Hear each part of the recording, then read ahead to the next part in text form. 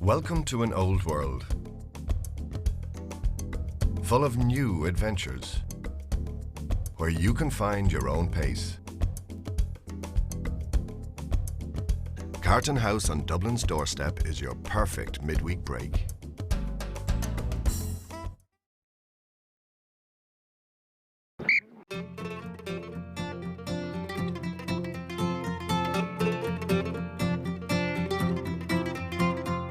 Tyrone manager Mickey Harte in a quite reflective moment in Garvaghey, where the new Tyrone Centre of Excellence will be developed over the next few years. A man at peace with himself and his surroundings.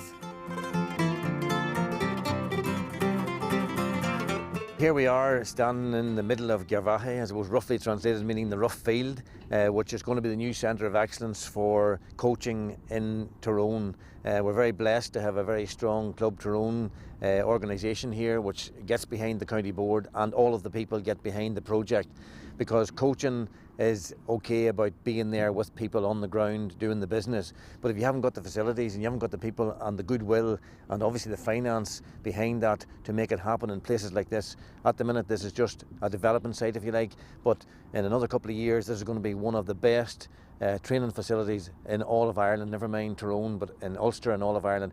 Very well placed, right in the centre of the province here, so school matches can take place between teams from Down and Donegal. It's about halfway here. It's very central in all of our own county here, and I suppose this is where the coaching in practice can be brought to fruition, because good people spend their time and their money putting facilities like this together. We'll always appreciate that as coaches. Mickey Harte was destined to manage the Tyrone senior football team and create his own piece of history following his success in guiding the county to All-Ireland victories at minor and under-21 level. Working with many of the players whose careers he had helped develop, he proved he had the Midas touch when it came to making the long-awaited breakthrough in winning the Sam Maguire Cup.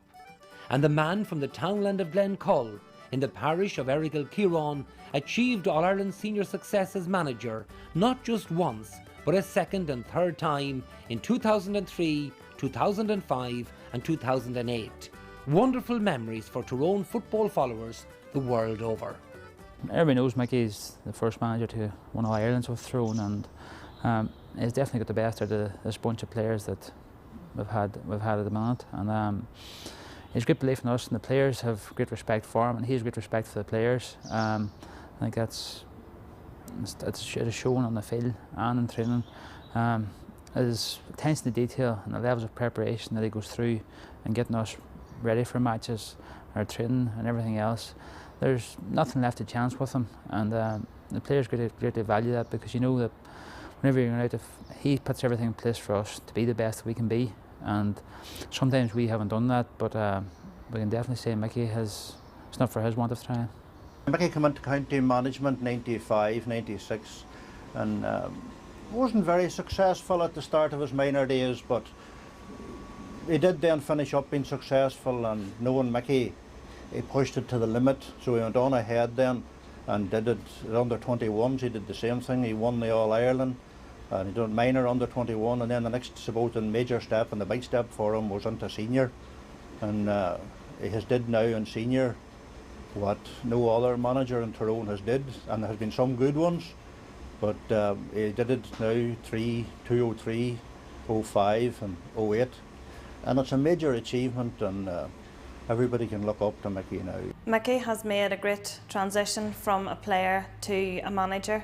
He has had great success throughout all his management career, from winning school titles to club titles, and now the highest level in the county title. I've known Mickey Harte a long time, and saw him play football and progressed from youth management right up to Tyrone management, and he's brought a lot of success to Tyrone and to the clubs. A lot of people has admired him, and especially in Errigal-Kieran. His motivating skills probably are the best that I have ever seen, and probably anybody around here have ever seen. He has brought Tyrone to a new level. He's so passionate about all sports. Mickey Harte can motivate nearly any team. You take him into rugby or anything else, and Mickey Harte, the enthusiasm he produces seems to bring players to a different level. Mickey's coaching prowess would have first came into prominence, I suppose, back in the early 80s. He would have coached a number of the teams in St Kieran's High School, Ballygolly. Would have coached them to Ulster and All-Ireland titles. From then on, he would have managed a number of thrown under 21 and thrown minor teams to national success as well. From the club perspective, Mickey took over the team in 2002, and again it was a great year for Kilkenny. We went on to win the county championship and went on to win Ulster that year before being defeated by Nemo Rangers in the All-Ireland semi-final. So it was very evident to me at that stage that this was a man on a mission. His coaching techniques were very innovative. The players responded very well to whatever he was doing. He was never one to complicate things. He wasn't a flip chart strategist. He never overburdened players with tactics or anything like that there. He made things straightforward. But I'd say intensity would have been a word that I would have attached to Mickey Harte, because in any of the coaching drills that he was in charge of, things were done at speed and players had to put everything into it. And I suppose his philosophy was, you know, if you train hard and play hard together in the practice situation, then that's what's going to happen whenever you go out to play matches. Again, his coaching acumen would derive from a deep-rooted passion for the game. It's as simple as that. You can interpret that that he's a bad loser, and any of the teams that he's involved in, he's utterly determined to get the best out of them, and he doesn't want to be part of a setup that's not successful. And I think that has been a key with all the teams that Mickey has coached and that he has managed. Success inevitably seems to follow Mickey about.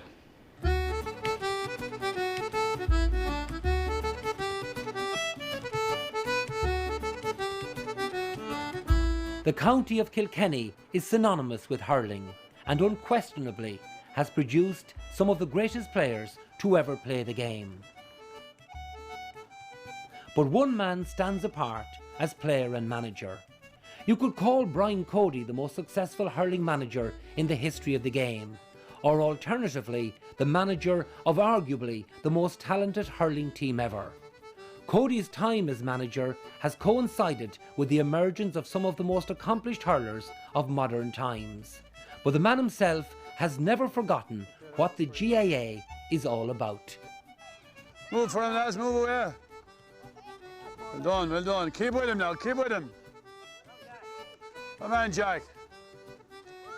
Go again, Jack, go again. Just hold back and then go towards it. Move and hit, move and strike. That's lovely, Shane, by. Just by the speed of him. Well, the grassroots is everything, essentially, with regard to hurling. You know, you have to have the proper foundations and structures in place. It's no secret that I have always said that possibly the main reason for our success in Kilkenny over the past 10 years is the amount of coaching that's been done at underage level, the structures that are in place from county board. Very, very solid structures, great work being done in primary schools and secondary schools. But I noticed for the last 10 years, it's gone on much longer than that obviously, but there's a huge growth in development of our young kids in the hurling scene. Now we have under 5s, under 6s, under 7s, give them the opportunity to get out and enjoy the game, learn the basics of the game in a really enjoyable, kind of a fun atmosphere. That's a huge part of the whole scene in Kilkenny right now. Brian, of course, is very well respected, not only in Kilkenny, where he's well known because he's principal of the De La Salle School, a school which I went to myself, but also nationally. I think Brian is recognised as being a man who puts everything he has into the Kilkenny team, 4 in a row. Well, what do you expect? Brian himself is a man of great commitment. He commits himself to everything he undertakes. He's a genuine, honest kind of guy, and having just finished reading his book, you suddenly discover where his stamina and and where his kind of force is coming from.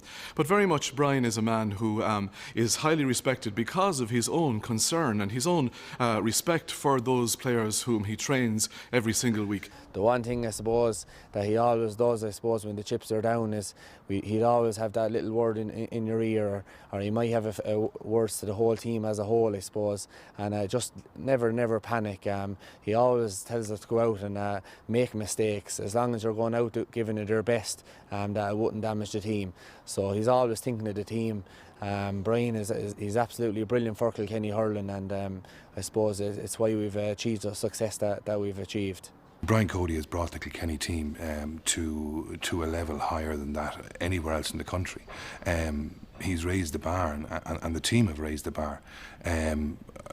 It's up to everyone else now to try and improve, but it's going to be so difficult because now the drive and now the motivation is 5 in a row, and it'll be something that no one else will have done. So you know the motivation remains there, and I'm sure the drive does too. Yeah, Brian Cody has brought hurling and sport to a new level, really, with his professionalism and his conduct, both on the field and off the field. And his main goal is to win. I think we haven't really got to celebrate this Kilkenny team yet. I think, okay, they've won 4 All-Irelands. We do celebrate it in the sense of, you know, it's a marvellous achievement. I think, you know, if they go on to win a 5 in a row, or even if they're beaten, we can really look back on it then of, you know, Brian Cody being obviously the greatest hurling manager in history, and certainly this Kilkenny team, and the stats prove it, that they will go down as the greatest team that you know we ever had. Kilkenny are reaping the rewards from the work they've put in at underage level, and Brian Cody is definitely the man at the helm who is driving it forward. And I think in most group dynamics, everything stems from the top. Brian is at the top in conjunction with the county board, and long may that association continue, because the results speak for themselves. 4 in a row so far, and who knows what's in store for the future. Here I am outside our own local club grounds. That's Cardinal McCrory Park in Dunmoyle. Errigal Kieran's the name of the club. I suppose it's a bit like they say, charity begins at home, so does coaching. You know, that's where the club is, that's where youngsters begin to learn the business of playing Gaelic games, and that's where we want to bring this DVD back to. We want to bring it back to the grassroots club members, youngsters, and hopefully they will learn through the coaches who will view this DVD that this is the way to go about best practice.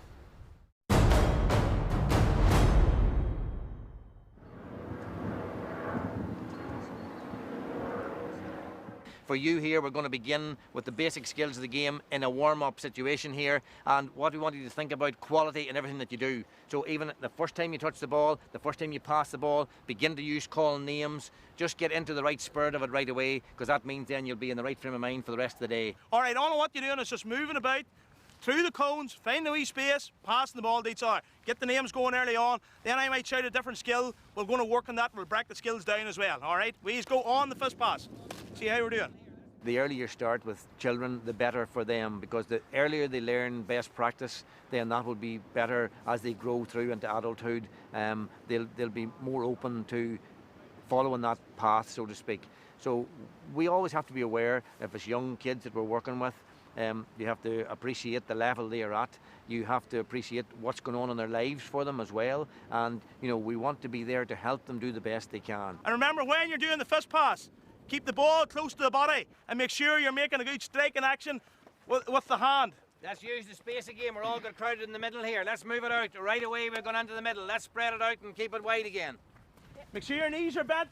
Make sure your back's bent. Make sure the 2 hands are in front of the ball, boys. And for the gears as well, come in, scoop, bring the ball in. There's a part when the pickup becomes the same, and that's the part when it comes into the body. Go, go, go. Go again. Don't turn. Essentially, you know, I mean, with children, you're working at a less intense level, I suppose. But generally speaking, you wouldn't put limits on children either. You know, you essentially the children will aspire to doing what the adults will be doing, but it's done at a lower level, and they're starting off and they're learning the game and all that kind of stuff. But the warm-up aspect is something you would certainly build into a children's game as well. Nice bit of striking, lads. Good control. Good accurate striking now everywhere. That's good. Good touch. Good touch. Just move to the ball. Move to the ball. Oh, just good accurate striking now everywhere. Just move to the ball. Move to the ball. Very good. Well taken. Well taken. Okay, first touch, lads, into the hand. One simple touch. Okay, straight to the head. Catch the ball in the hand.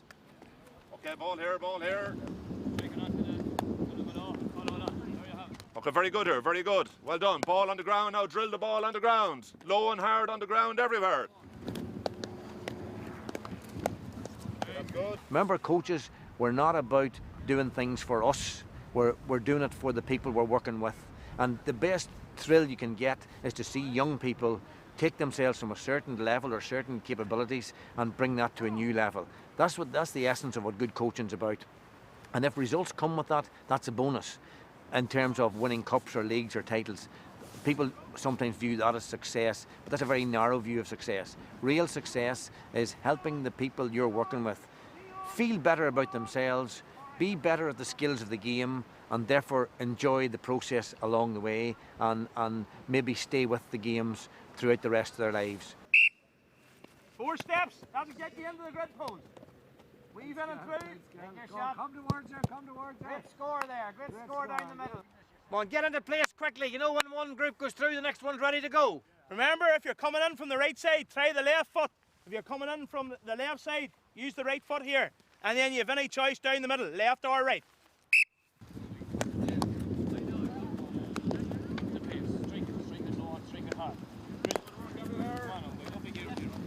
With young players, starting off and that, younger players, it's very, very important that they're learning the skills and they're developing as they go along. But there has to be a huge enjoyment part of it as well.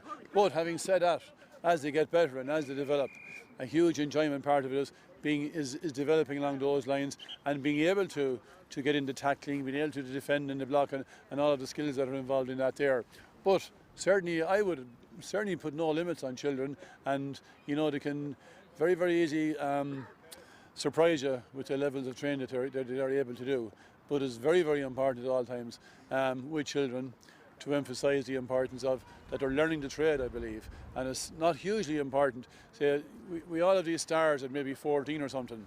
And what I'd be more interested in maybe is what the player is doing maybe when he's 18 and 23 and 25, that they're still have a passion for the game, a love for the game, and that the training they went through nurtured the enjoyment of the game, nurtured the love of the game, nurtured their passion for the game in a competitive environment as well as an enjoyable environment, and gave them the freedom and gave them the means of expressing their talent in a competitive way, but also gave them a huge, huge wish and a want that they want to play this game for the rest of their lives, essentially for as long as they can play competitive sport.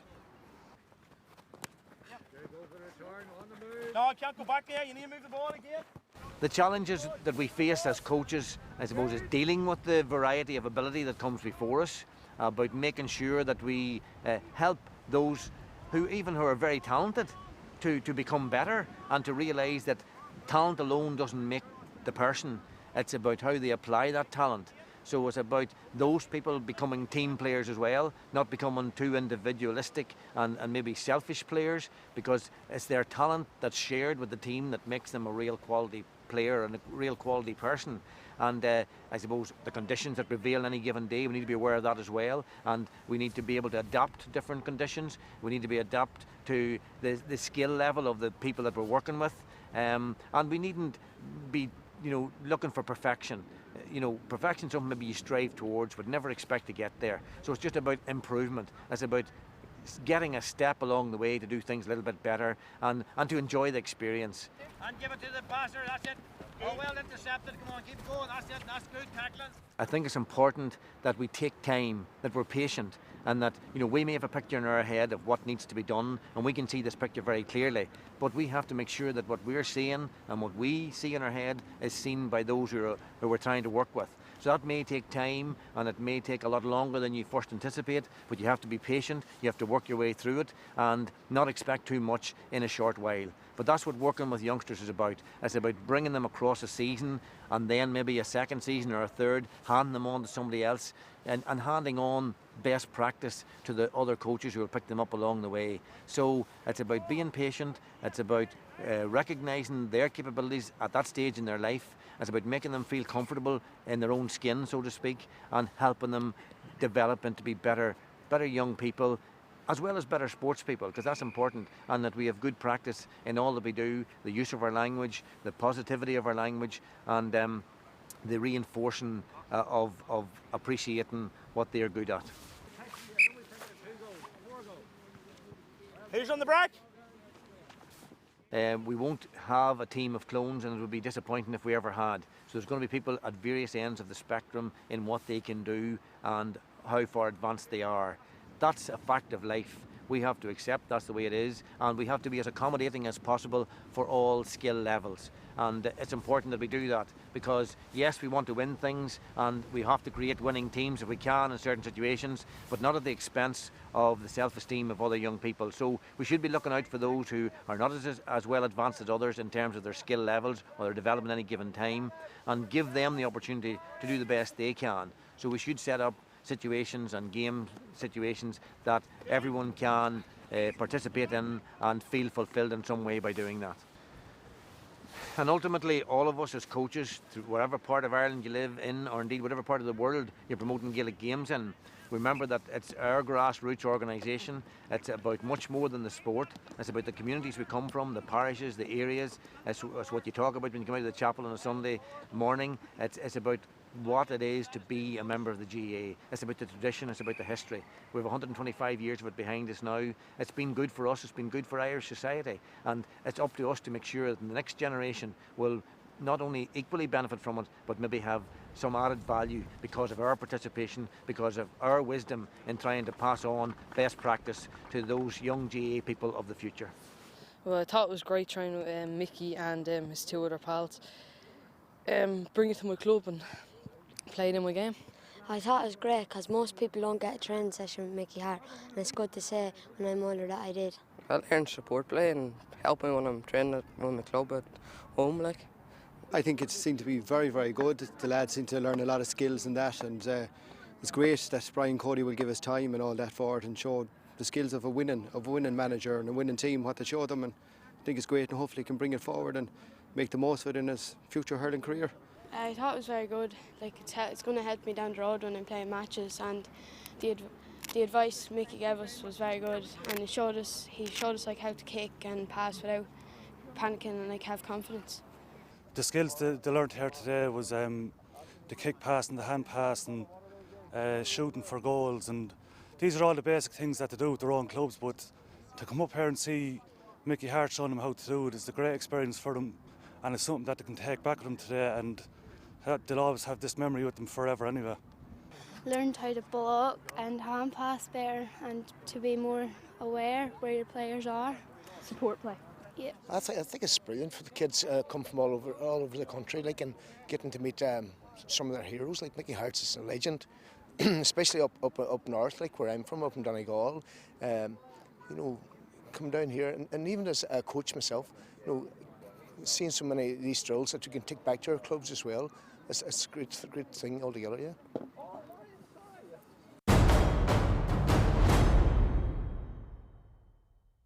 So a lot of the stuff you'll be doing today, it'll be in getting yourself involved in team play, how you can support the man on the ball, how you can be conscious of how you can be of help when you haven't got the ball, and you know how you work together as a team. So it'll cover the basic skills of the game, like the catching and kicking is always there, you know, control of the ball, breaking the tackle, a bit of shooting, where you shoot from, when it's appropriate to shoot and when it's maybe appropriate to offload. Playing the game with a bit of vision as well. So we're covering those kind of aspects of team play. Sessions are first of all conjured up in the mind, then they're put on paper, and then it's brought to the field, and then people work their way through that. And it's not a perfect science, not to say you make out this template and you work to it to the very last. You have to adjust during the session. Again, there's weather conditions today. It's very wet, so if a session's going to take place in wet weather, then things got to move a bit sharper. You know, we all know we don't like players standing about, particularly youngsters standing about in the rain getting cold. That puts people off, because ultimately this is about enjoyment, and we want to have people enjoying what they're doing as well as learning. All I'm going to say to you is this is all about communication, organisation, particularly as Mickey says there, the weather, the day that's in it. We want to make the most of it, and days there will be like this. and you know yourselves, I'm sure you started back in January, even times during the summer it was bad weather, so we're going to keep it nice and snappy, get yourselves always organised, and know you're going to work yourselves into starting off with 2 teams, and just be listening for all the keys just to get these going and all that. All right, so we'll just get cracking, boys. There's nothing else for it.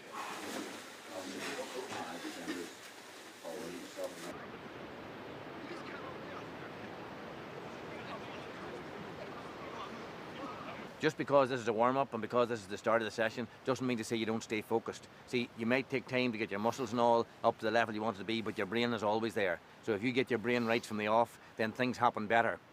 So we're looking quality from the off. Quality in the handling, quality in the calling, quality in your movement when Fergal's asking you to do different things. Give it quality right from the off, then things get better.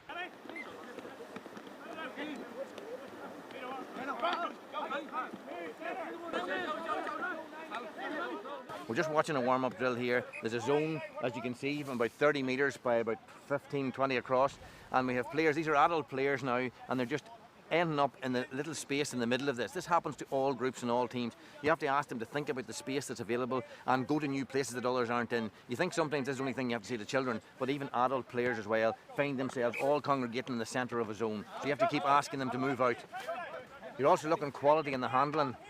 This is a handling drill. It's early in the session and people, you know, will maybe take it a bit casual. You want them to get focused right away, handling the ball well, the right height of a pass, the right movement, the right communication between the players. Keeping thinking from the off. That's important.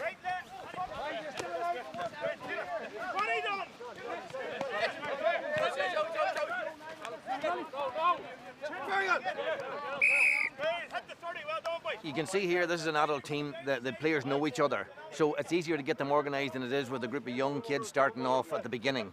You can see here, Fergal asked them to go into lines of 4. It happened like that. They had their bibs on from the start because that was pre-organised as well. All these things organised in advance makes the session run in a slicker fashion, and that's important, particularly on a bad day where the weather's like this. Next group's away. Let's go. Keep it snappy. Go. Next group. Go. Well, here the skill is passing the ball with a bit of forward momentum. And again, it's about the quality. Players could pass this and it could be at the feet, it could be too high. That's what you want to look for, to see what is the height of the pass. Is it body height, sort of from the chin to the waist, so to speak. That means that the player can take the ball at full stride and doesn't have to interrupt his natural rhythm. They're going to have to do this during the game. They're going to do it with greater intensity. They're going to have to do it with opposition. And when they do it well, without opposition, that makes them focus on what good best practice is like. And then when that becomes sort of almost innate or second nature to them, then they're more likely to be able to deliver it that way when the pressure is on. That's all right. Just step in and then just stretch out. 3, 2, 1. Quick feet in between. Let's go. Keep going. All right, we just go here. We're picking up the feet. Moving the ball. Use the space. Right, as we can see here, the warm-up's still going on, and it's important that the warm-up is done over a prolonged period of time, maybe as many as 12, 15, 18 minutes, so that the players are well warmed up, that their body is ready for the more intense action that's come after this. But you can see that most of this has been done with the ball as well, because I think that's important, that as much as possible can be done while handling the ball. Well, there'll be the key skills, obviously, about it's not just picking the ball up any old way, it's getting the hands in the proper place, getting the body in the proper position, their left foot and right foot, or whichever foot's picking the ball up. They will be coached on what best practice is there. And the second thing is, even in the warm-up drills where they're passing the ball, is it going at the correct height, at the best possible height? You know, are they communicating with each other right from the off? Again, this is to avoid injury as well, so that they're actually working, beginning to build up the blood flow in their muscles, and almost unnoticed because they're using the ball and it isn't a chore anymore. It's something actually quite interesting for them to do, and it helps their skill level as well. So it's about incorporating the ball in the whole, or as much of the session as possible, and that they're actually doing other things, getting ready for more intense work without even thinking about it.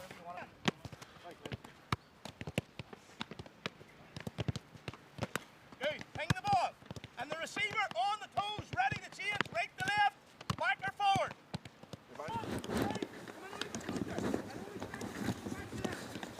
Right, now you see going on small-sided games where the skills that the people were practicing even in the warm-up, and that will be practicing throughout their coaching season, if you like, put into more game situation. So we have 3-a-side, 4-a-side, 5-a-side as the case may be, depending on our numbers, where you have a catcher in each zone here at each end of the pitch. The idea is to get a score, you put the ball into the catcher's hands cleanly. It doesn't bounce, it has to go on the full, so to speak, into his hands. Now the catcher's got a zone of about 14 metres by 5 deep behind the little play area that's set out, the 20, 30 metre square, whatever it is, and the idea of this is that there's movement for everybody in the game, that there's nobody just so-called stuck in goals while the weight of the ball comes to them. In fact, they have to be thinking and tuned into the game as well, because it's their movement along this zone which will make them available for a pass or not. So the players are under pressure, they're being tackled out the field, so they have to think and have a bit of vision, a bit of looking around them, even though there's pressure on. And it means that when a player passes into the person in the zone, they go in and take his place, he comes out and plays the game at a more intense level out the field. So it's a very fair game.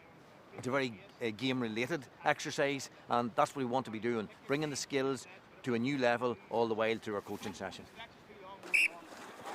Horse. Yes, Biddy. 1 minute game, get in there early. Good score, right, yellow, let's go. You're in there, but you're in the goal. Right, developing any coaching session after working on the skills obviously is into conditioned games, which you then move on to the full, or as much of a full-sided game as possible. But conditioned games are very important on the way to doing that.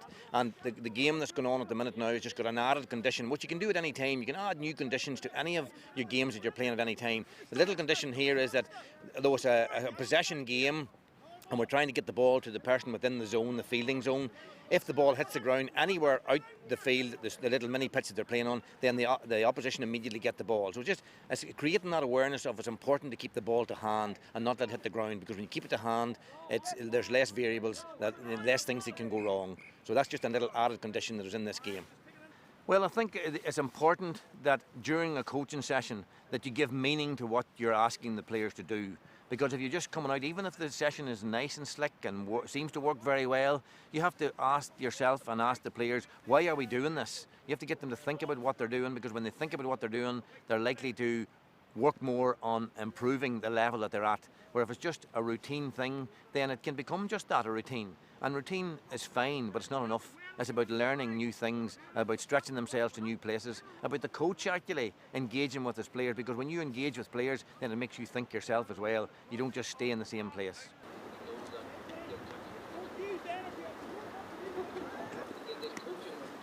Just another skill, obviously, is what we call breaking the tackle or rolling the tackle. It's a relatively new skill that's come into Gaelic games. I suppose it was always been there in rugby. Tackle bags have been a rugby phenomenon up until a number of years ago. Now it's very much part of a Gaelic coaching session as well.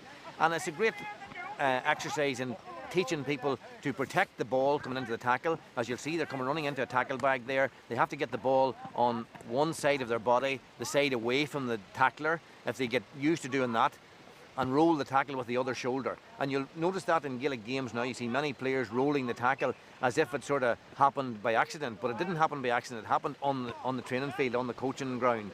And you'll see some of it going on here, where the player's coming in, it's about taking the correct number of steps, it's about protecting the ball when he's going into the tackle, about rolling and staying in control, keeping his vision about him as he gets out of the tackle, because he may have to pass the ball as soon as he comes out of the tackle. So I think it's a very good skill, and it can be developed through the use of tackle bags over the course of a season.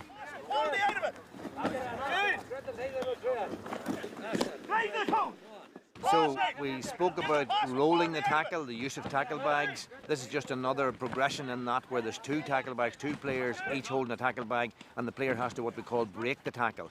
Now there's important skills here again, that they've got to have the ball well in their possession as they go through the tackle. Sometimes this is what happens to players, they actually are soloing or bouncing as they come to the tackle, and consequently it's easy to get dispossessed. This is to get them used to, we get our timing right, we get our steps right, we're in control of the ball when we're breaking the tackle, and we can use our 4 steps to get through the tackle rather than use them before it and have to do something when we're at the point of tackle. So it's just a progression again of managing things that will happen in the game.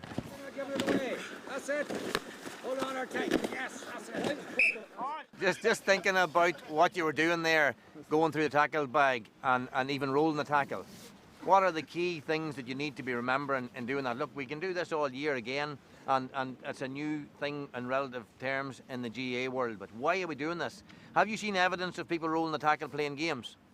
Yeah. Yes. And do you think, some people out there might think that happened just by accident, this boy woke up one day and started to do this. It didn't happen that way. It happened because you learned the skill of doing it on the coaching ground here with the tackle bag.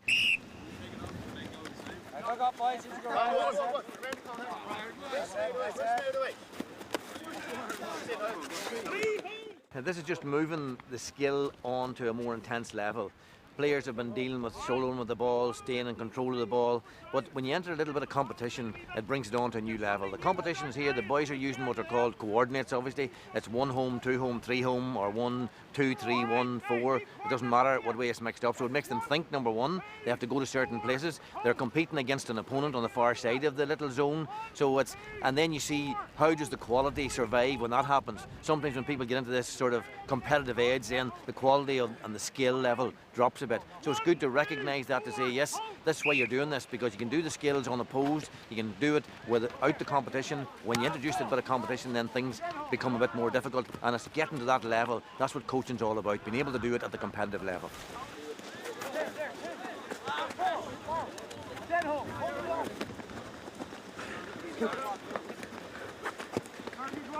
The process of coaching, and it is that, it's a process, it's a philosophy of how the game should be played, brings us on to new levels all the while. So we move from the warm-up, we move to specific drill situations, to be more competitive in terms of mini games and condition games, and then we try to develop this on to as near as possible to what the real game will offer us. So now we've got some backs and forwards here playing some games, starting from the goals. The defenders are trying to get out through a couple of gates that they will try and carry the ball out through. It's important to have those gates out there that the defenders don't just kick the ball, because we want the forwards to work as defenders. And if they don't work, then the defenders will become creative players. That's what the modern game's about. We've defenders are very comfortable carrying the ball going forward.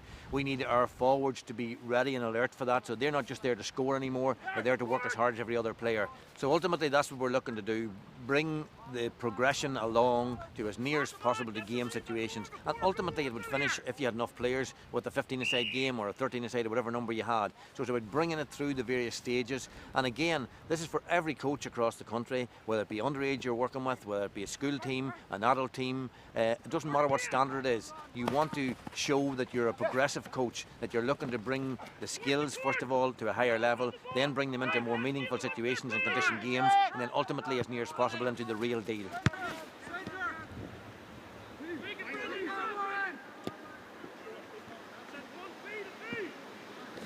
As you can see, there's cones dotted around there. If you score from outside that area, if you score a point, you get double the score, all right? If you score from inside it, it's just normal point or goal, all right? So it's just thinking about scoring from an area that, it's that wee bit more difficult. Maybe a team get a lot of players back there and you have to sort of really get the ball over them and get a score early. Also, it's looking about the forward movement up here as well, and also the defenders' marking duties as well. Last time we saw their defenders coming out, forwards having to stop them. Defenders had the ball, had the possession first of all. Now we're creating a situation where the forwards are fed the ball, and there's 4-on-4 here in this particular situation. It's about movement up front, it's about showing for the ball, it's about working together as a unit up front. And again, anything can be done with this in the same context. Only your coach's imagination is the only thing that will bring you to new places. And it's good to have coaching. I think is a team effort. It's not an individual job, because there's more eyes you have, the more trained eyes you have on what's happening. If you have 2 or 3 people that are good that you can discuss this with, then together collectively you make sure that most elements of what you want are covered. So this is a different game here this time in that the forwards are getting possession. The little condition here is if they score outside a certain zone, they get double points for it. So it's actually encouraging them to take shots from maybe further out, and it's encouraging them to work together as a team. It's the process of coaching, it's the philosophy behind what you want to see happening, and it's about encouraging your players to know that they're doing things for a purpose, not just because it's a Tuesday night or a Thursday night. Heck, we'll train tonight and we'll do a session and go home. It's a bit about thinking as well. See, a drill, I guess, isn't about we want to see a score every time. We want to see good defending, we're seeing that as well. We want to see tackling from the forwards, we're seeing that as well. So that's really the essence of it.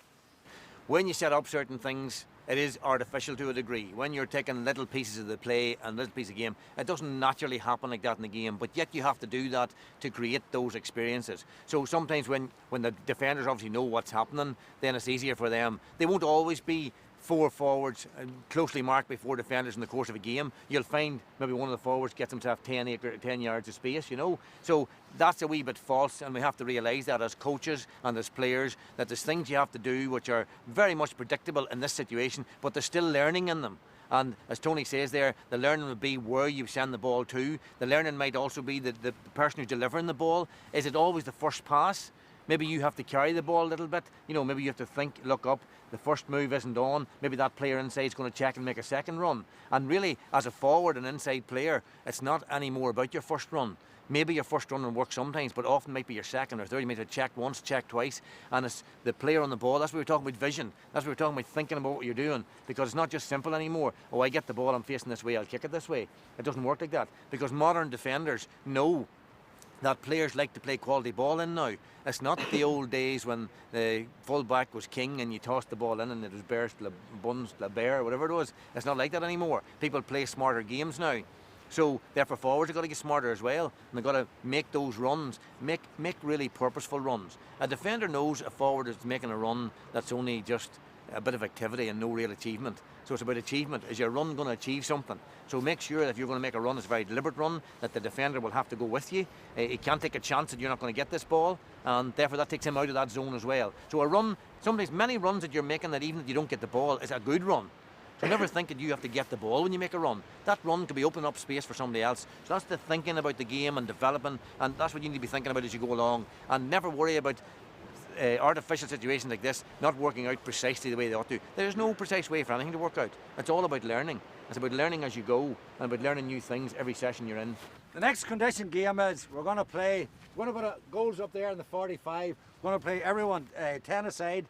There's only one condition in this game. Each player is only allowed to score once. I mean, a man that's best placed is the shooter. It's not because you're 14 or 13 or 11 on your back. So if you're good enough to get into a position that's a threatening position, take on the responsibility and go for it yourself. So this condition game is to give over the responsibility in a conditioned way. We know that everyone, if you score once, then you have to become a provider or playmaker. Somebody else has to step up to the plate and nail a score. All right?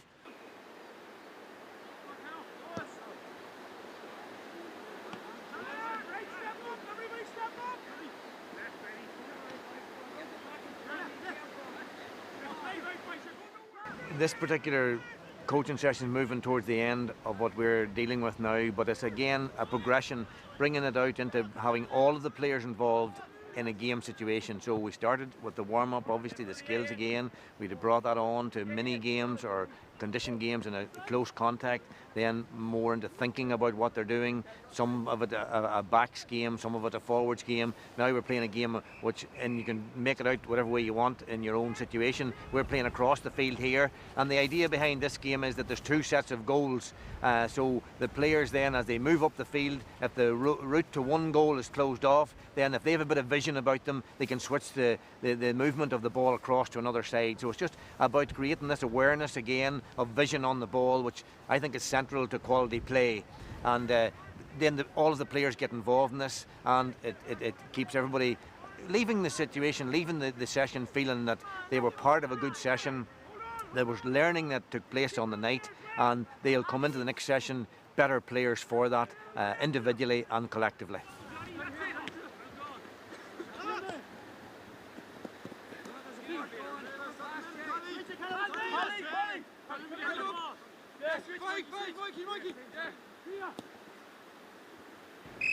Yeah, I thought it was very good, very helpful, particularly with the backs coming out with the ball and stuff like that, something we wouldn't really have done before training.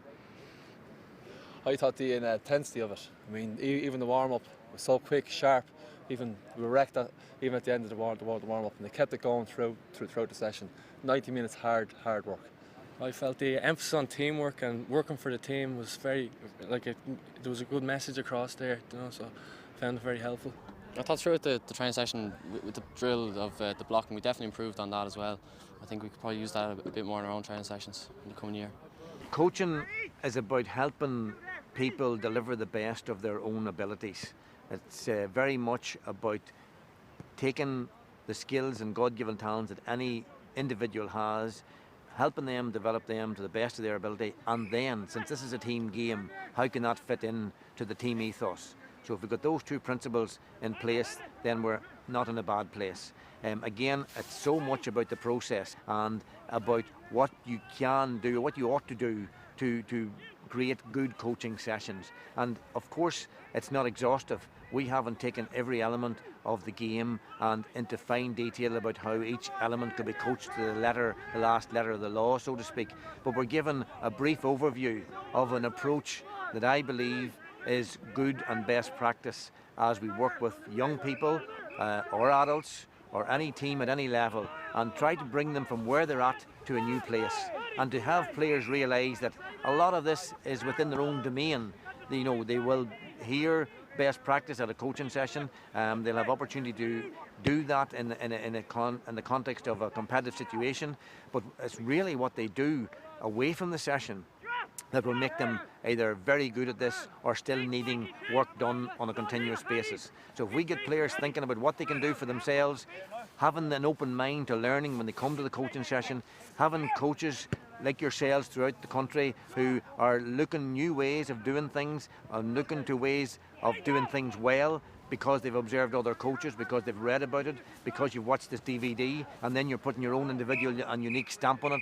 That's all we can expect from this, and if it helps you in some way to deliver the best of yourself as a coach, to bring some new charges under your care to a better place, then it will be a job well done.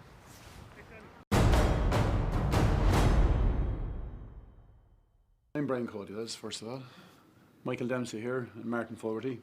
Kilkenny management team, I suppose, is what we are. Michael is very much physical trainer, but also selector, and does a huge amount of the coaching, the hurling coaching. Martin similar. What we'll be looking for is absolute flat-out intensity from everybody. Essentially, we would believe the key to it is that we train as we play as we train. That's the purpose of it. Essentially, we would see that anything we experience in a hurling game, whether it be in county final in Kildare, Kilkenny or All-Ireland final or whatever, at any level, anything you experience in the game you should also have experienced in training beforehand. That's what training's about. That's how you prepare for the intensity of a game. If you don't experience that intensity in training and preparation, you're not going to be ready for it in the game. So we'll just go through the session with you, build it up, like I said. Mick and Martin will be very much involved in the drills and such like of it, and we just everything done with a serious commitment and a serious intensity.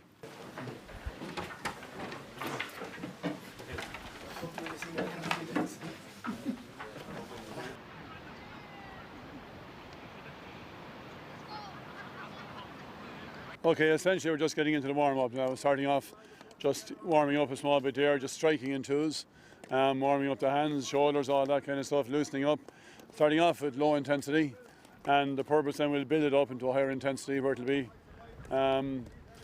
mixture of hand passing, striking, handling the ball, all that, a bit of body contact, we'll bring it into it as well. So you just go really from low intensity, gradually work your way up to where to be ready to go flat out then after a short time. And the warm-up is very, very important. You know, you just can't go straight away from being just doing nothing straight into the intensity of the game. The warm-up is an essential part of any sport, really. You know, you get the blood flowing, you get a bit of stretching done, and you know, it's from every aspect of it. Health and safety and every aspect of it is important. Okay, pull out another 10 metres. Yeah, we're picking up the pace of the thing, we're picking up the intensity of it, getting a bit of movement into it. You know, a vital part of the game, all games, again, you're going to meet the ball, you just can't stand waiting for the ball, just get him in this little, even in the warm-up, you get that kind of thing into their heads, you're going to meet the ball the whole time, you're on the toes, you're always ready, you're getting yourself mentally ready and physically ready, so that by the time you're ready you're ready to play the game, that you're mentally alert, you're physically alert, and you're on the toes, you're ready to go the whole time. It's a whole mind thing as well as a physical thing. Keep the ball on the ground, strike it low everywhere, strike it low. See, you're always doing skills, and I mean, no matter what you're doing, it's a skill because there's so many different skills in the game. Especially in the game of hurling, there's a huge amount of skills, and a lot of the stuff you do, you don't even consider them as skills, but they're huge parts of it. The whole tackling element, the whole physical element, and all of it. Even your thinking, your mind, they're all massive skills in the game. You try and bring those into every element of your training session. including the warm-up. Jog in, lads, jog in, come on, quickly now. Okay lads, we're just going to work inside the square here. We'll just take a breather for about 30 seconds. We're just going to get our stretching done on the move. But if you hear a whistle, all the balls are on the ground inside that area. We're going to bring some body contact into it, so we're upping the intensity. So we want to race for the ball. Should be 2 players fighting for every ball. Just pick the ball off the ground, use your body, put the ball back down again, and then carry on, and we'll keep we'll continue to do our stretching, okay? But every time you hear a whistle, we're looking for quick reaction. Get your body in there over the ball. Just use your core, use your strength, use your hips and shoulders, fight for the ball, and drop the ball down again. It's not flat out, but it's 75–80% effort. We'll build it up as we go along, okay? So we're jogging around in this area. Let's go, lads, on the toes. Get the heels up, stretching out the hamstrings, get the heels up, good and fast. And go to the outside of the square. Don't go around in a circle, don't go around in a circle. Yeah, well again, you can see we're upping the intensity of the warm-up there. There's a lot of movement there, and you know, you can see now they're in some dynamic stretching as well. But at all times the ball is there as well, and the ball is the focal point at all times really. And you see they're jogging and moving, and then you're looking for reaction, quick reaction on the whistle to get in there, get in over the ball, pick the ball up. Use of the body, the bit of physical contact is there. All, you know, huge elements of the game. It's a physical game. The physicality of hurling is essential, and it's just an integral part of the game. And you're bringing that bit body contact into the warm-up as well there. But it's very much working on quick reactions, and also working that into the movements, the quick feet, and like I said, the dynamic stretching. Stretch at the same time into your arms and shoulders. Watching is a huge part of what you're doing. You know, you're watching your players, you're watching the intensity levels, and you're watching the various individuals involved. You know, and something I would always talk about is body language. You know, you see the body language of the players, the body language of the team, and you can tell an awful lot from that body language. You know, and it's good. It's top class here. Everybody is obviously very focused on that. And I mean, if you don't have that kind of focus from every player, then the team suffers. Oh, quick reaction. Oh, get the ball up and move. Every person involved in the team, I think, is very, very important for each coach, manager, whether it be child level or adult level, or there is junior B level or senior inter-county level. It doesn't matter. I think it's hugely important that you bring your own style to the job that you're doing, and you don't try to sort of bring somebody else's philosophy and try and tailor that into your own thinking. Hurling is a simple game. I think we try not to complicate things too much. It's a hugely massive part of it that every player is given 100% all of the time, and I think that's goes without saying. That's the way it has to be. And if some player, like I said, is idling or given less than that, then you're damaging the team. The most important thing for me with training a team at underage level or any level is that you have an enthusiasm for the job, an enthusiasm for the game, and a passion for what you're doing. And if you have that, and you give everything, then you know the message you're sending out is a very positive one. You're sending out a message of total commitment to the people you're working with. And if you are seen to be doing that, then you're going to get the respect that you have to be able to do the job properly. Okay, that's last part of our warm-up. We're getting pretty close to match intensity. So we have 2 grids here, one along here, so we're going to have 5 on 5 on this grid, and 6 versus 6 in the other grid. What we're doing is we're going to play a possession game for about 15, 20, 30 seconds. I will decide. So there's a square there, there's 4 cones, so the 5 versus 5 will stay inside that area. The reds will play in this direction and the greens will play in this direction. On the whistle, and I will decide it. I don't want you to anticipate, I want you to react to the whistle. Whatever team has the ball, if it's the greens and you're playing this way, you've got to try and score a goal by running through the 2 cones on that end. If the reds have the ball, you're trying to score a goal by running through the 2 cones on this side. So we're switching from a possession game after 15, 20, 25 seconds, whatever I decide, into all-out attack. So one team has got to get up and support whoever's on the ball, so you're working on support play. And the other team has got to defend that goals. Everybody's got to get back and defend that goals. Okay, it's kind of match tempo, but what we're really looking for here is kind of mental alertness and focus. That in one situation, you have the ball, so all of your teammates have got to get up and support, but the team who don't have the ball have got to react very quickly to get back and defend that goals. Okay, so it's really about being mentally sharp, getting ready for the rest of the session, the last part of our warm-up. Okay, so we'll have 5 versus 5 in this grid, and 6 versus 6 in that grid, 1 ball. Okay, off we go. Yeah, well, essentially what we're doing there now is it's a kind of a possession game where there's 6 against 6 or 5 against 5. They're in a grid, they're just passing, keeping possession of the ball. The other team is trying to get the ball from them. again, it's a huge part. You're thinking the whole time, you're linking up with all your teammates, and there's also the tackling element involved where you're trying to prevent the ball, you're trying to prevent one player giving to his teammate. And this is very much about mental awareness, because on a whistle, Mick or Martin, the trainer, will blow a whistle at any given time, and straight away the team that has the ball is going for goal, heading for goal to try and get a score. So immediately their team is thinking all-out attack, and the opposition has to think all-out defence. We're all defending. There's nobody. We're all responsible for a player. So we try and defend that goal at all costs. Essentially, it's getting into the mentality again, getting the mentality again of attack and defending. Especially very much, I suppose, for I always think for forwards. Forwards are terrific, and they're a special breed, if you like, and their ability to score is hugely important. Their touch, everything is fantastic. But if you don't have forwards who defend when they don't have the ball, they're not doing the job for their team. It's almost impossible for a team's backline to survive if their forwards are not working, if their forwards are not preventing the ball from being cleared. Hugely important part of the game, and that's trying to bring that kind of awareness and mentality to the players there. That on the whistle, straight away, if my team doesn't have the ball, then I'm defending, no matter whether I play a corner forward, whether I play a corner back midfield, my job now is to defend. Same when I have the ball, if I'm a defender, it doesn't matter, I'm attacking, I'm thinking, I'm heading for that goal. So it's all working again, they're getting the head working, thinking, right kind of thinking into the player, and it's a very good exercise for that.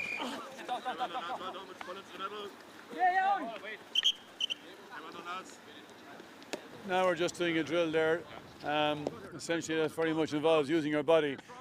Using a strong core, huge part of it, strong shoulders, strong legs there, keeping your place over the ball very, very strong. You're protecting the ball, and the other player is trying to win the ball back off you.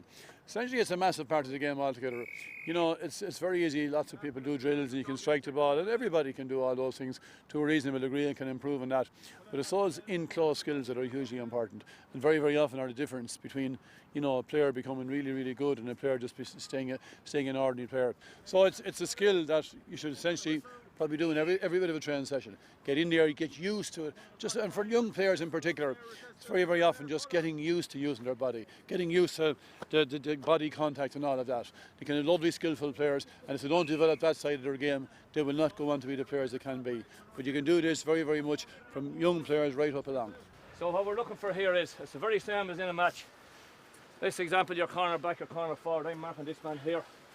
First the ball gets it. Anybody can run out to the ball, stop it, raise it and strike it. No good. So what we're aiming for is, one at a time, I'm going to strike the ball and you're coming full belt. And you strike it back low, the next man here comes, he strikes back. So what we're looking for is out to it, touch, into the hand, without breaking stride, driving it on. And backwards to your own line. Yeah, well, it's an excellent drill here. What they're doing is kind of three players, opposite three players, and you know the ball's being struck from one side to the other side, and the other player is coming to it at pace and touching the ball into his hand without breaking stride, just keeping on the move, strike the ball back and return back to their place, and constant coming the whole time to the ball. It's about touch. It's really, really speaking about taking the ball on the run. Your first touch in hurling is an absolute essential, and it's something that you can't practice enough. You know, no matter how good you are, your touch is sometimes going to let you down. But you just practice it so often and so often, you become so comfortable with the ball. Now, it's very easy to do this exercise and run out to the ball and stop and pick it into the hand, but that's no good. You've got to be able to take that ball at pace without breaking stride, coming to it, snappy, touch, hand, touch, hand. It's just a massive skill, and it's a skill that you just have to keep trying to perfect the whole time. But this is a great exercise for it. Good, it's good. Onto it again and strike. The two lads are an absolutely essential part of the whole setup, and they're top class from a coaching point of view and from a physical training point of view, and for their ability to talk to the players and to communicate with the players. And you know, they're essentially highly skilled in every aspect of the coaching and management part of it. So very, very much it's a team effort. You know, I mean, I would be very much involved there as part of all of those things as well on a normal training day, but we would work together. We would work together in all of the drills. We would work together in all of the communicating with the team. And you know, it's very much like on the field and off the field. It's very, very much team, and it's very, very much people working together. go to the player, and then maybe back off. So we're working on evasion, we're working on good defence, but what we're really looking for here is that you're trying to get from one end to the other without taking a hit, because in a match, if you can actually get around the player without taking the contact, you're conserving energy, and then if you get around him, you're in a better position to lay the ball off to somebody. So we're just working at pace, but working on trying to get around that player without any contact. Okay, let's get organised. 4 versus 4, 2 players on the tackle bags and 2 players on the bags here in the other lane, okay? Try and put them out of the lane, put them out of the lane. That's good. Okay, not bad, not bad. Well, here again, as you can see, obviously there's a physical element to it still. We have 2 lads with tackle bags, essentially trying to stop the one player going from one station to the next station. The object of the exercise is for the player to get past the men on the tackle bag without contact if possible. Working on a side step, working on good movement with the footwork and that, because obviously in a game situation, if you can develop that kind of good footwork and avoid the tackle, you're conserving energy in the game. And it's just a good, I suppose, athletic exercise. And it's also, like I said, there is that physical element to it too, where you're trying to essentially stop the attacker going through. Changing the pace, that's better here, much better, well done, well done. Training is preparation for the game, and to prepare properly for the game, you have to prepare properly to train. From the player's point of view, they have to approach training the same as if it's a big game. They have to be hydrated, they have to be physically and mentally prepared to come to a training session, to go flat out 100% for every training session. And for the people who are in charge of training, for the management team, we have to be completely prepared for every training session as well. It means obviously communicating with each other and planning exactly what's going to happen in each training session. If you're in charge of a team, as management team or whatever, and the players can get a sense from you at any stage that you're less than fully prepared or you're less than fully focused on what you're doing, then there's very little incentive for them to give back the kind of commitment that you're looking for. They will respond to the kind of situation that they find themselves in. And if they are getting leadership from the people in charge, they will give that back. If it's obvious to the players that the management team is making demands of themselves, then the players will make the same demands of themselves. You will get back what you put into it. And if you're sloppiness in any part of this thing, then you'll get sloppiness back. Push off, go through, go! You focus on what you think your team is weak at. I mean, you're constantly looking for improvement. And, you know, if you can see certain elements of your game that need working on, then you sit down, you talk about that, and you plan your training strategy to try and improve every aspect of your game. But certainly, I mean, you've got to individualise that as well, because you have certain players who you feel they're very, very good in certain parts of the game, but they can improve in others. Then you obviously, the first thing you do is you talk to the players, and a huge element of coaching is talking to the players. It's that kind of communication. You know, you don't have to think that you pick a drill and you cure every aspect of everybody's game. A word in a person's ear is a huge part of it. The goalkeeper will start the ball this end, he'll throw it to one of his defenders, one of his teammates, and you're trying to work the ball through the 2 cones on the far end to score, and the other 4 players are defending. If you succeed in scoring at the far end, the goalkeeper down there will have a spare ball, and immediately he will throw the ball to one of his teammates, so the players who were attacking have now become defenders. So what we're working on here is the team with the ball are working on support play, breaking the tackle, creating the overlap, using possession and trying to get a score. The other team are trying to defend. But when the play is over, when you succeed in scoring at the far end, your goalkeeper there is actually throwing the ball to his team, and you're trying to work back in this direction. So what we're really looking for here, really emphasising, is switching from attack to defence and vice versa, real quick without losing a split second. Okay, so you got to communicate with each other, you got to be really alert, really focused, and you got to really work hard as well. Okay.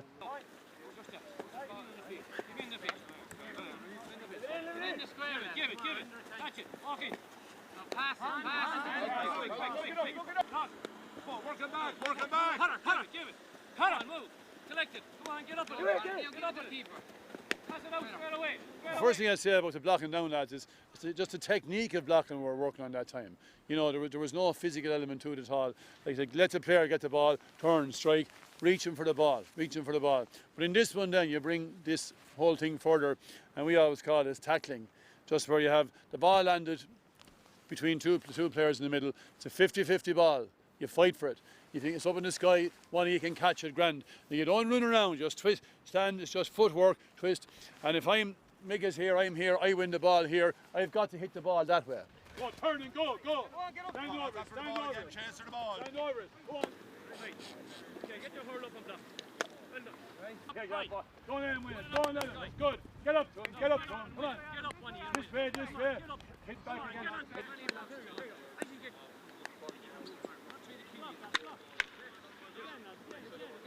Okay, lads, we're going to use the goal stand here. We're going to do some shooting practice, so we're going to work in groups of 3. One of your group of 3 will be behind the goals.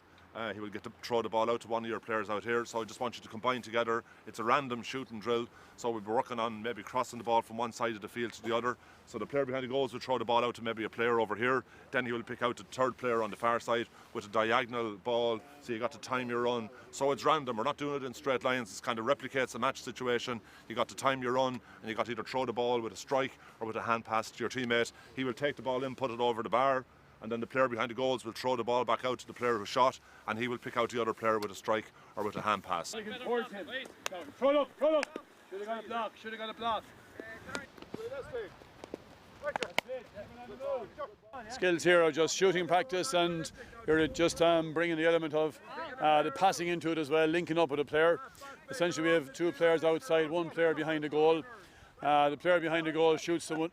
There's 3 people working together, and the other player shows for the ball, takes it on the run and strikes over the bar. And it's about just picking up the different spots, different places. Again, essentially it's just a shooting practice drill, accuracy, scoring points and giving good pass and linking up the whole, all that element of the game. And again, it's all about confidence really. If you're going out believing you're going to score, then you have a very good chance of scoring. But if you're unsure or not confident, and practice makes perfect, and obviously, like all the skills, we constantly say about practicing. You can never practice enough of just being totally confident, just hitting that ball over the bar. And it's about striking, good striking, hitting through the ball, all of that. And that's essentially what we're doing right now.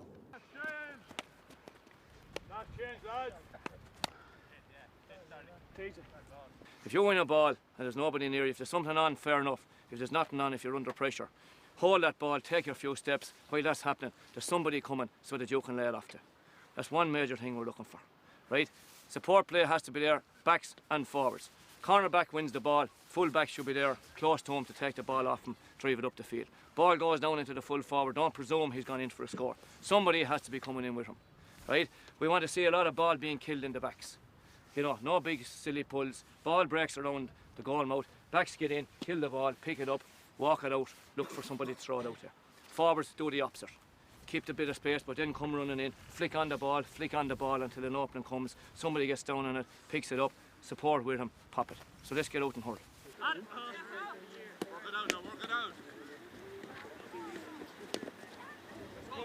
Work it out. Yeah, we're just finishing off with the game now. We've gone through many drills and various aspects of the game, highlighting the various essentials in the game and that, and it's very important that we try and bring all of those into the game. You know, first of all, they must have that commitment to the game, the intensity, everybody working very, very hard, taking responsibility, and it's good, all the lads are putting in that effort. What's impressive is certainly the support play is very, very good here.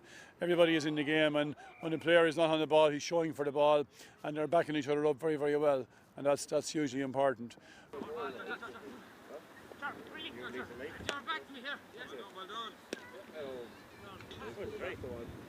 Almost always in the game, you have the ball.